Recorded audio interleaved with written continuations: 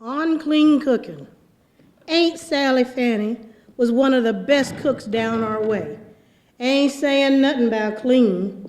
Many of folks say they'd rather eat off of her floor than eat off of other folks' tables. Whatsoever she took out of her pot hit your appetite immediately. And as I said, it was clean cooking. Uncle Xander always fussed because Aunt Sally Fanny, she cut the legs off in his winter drawers to make nice, good, soft dish rags. But I always says, what do you use to fuss? I don't blame Annie for paying him no mind because he kept his drawers rolled up to his knees to keep him from being old. But it was so hard for Aunt Sally Fanny to keep up with the dish rag. Sometimes it would miss and get in the hog's pail of slop. Sometimes it would fall in the wood box. Sometimes it would be in the hot water tank. Sometimes it was in the warmer. But few times did you find the dish rag on the nail by the stove where it was supposed to be. I told you how good Annie could cook. So when Uncle Xander had a barn raising, it gave her the chance to have her fling with the Eatons. When word got round about the dinner for the barn raising, was no matter of trouble for to get 15 men's. The wives sent word that they was coming to help, and they'd bring the children's, 'cause nobody was left to keep them. Aunt Sally Fanny had 2 great big wash pots, being one time she had to wash for 16 head. And there was 4 tubs, number 3 store-bought, and 2 more tubs, excusing these. Uncle Xander had made them by cutting Lass's barrel in 2 when Cain stopped making in these parts.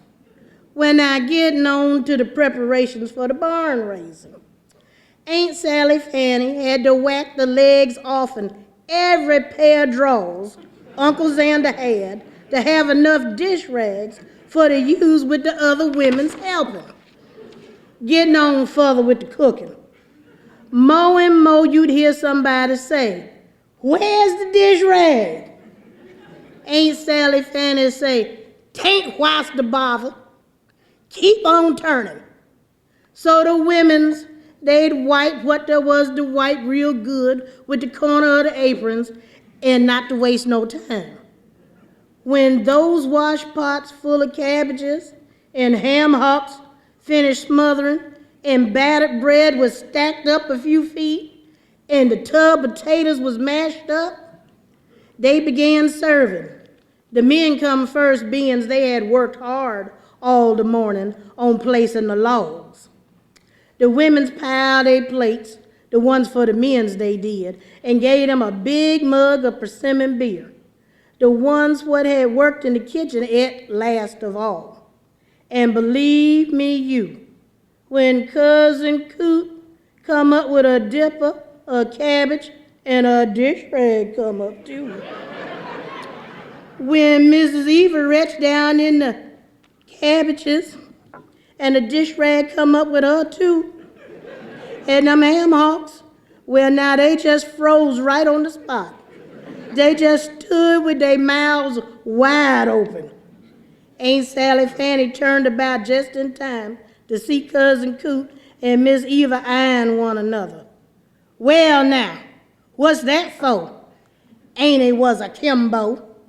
"Lord, them dish rags what we was looking for," Miss Eva allowed. "Look, Aunt Sally Fanny come to home rescue. Them dish rags clean. The wash pot's clean.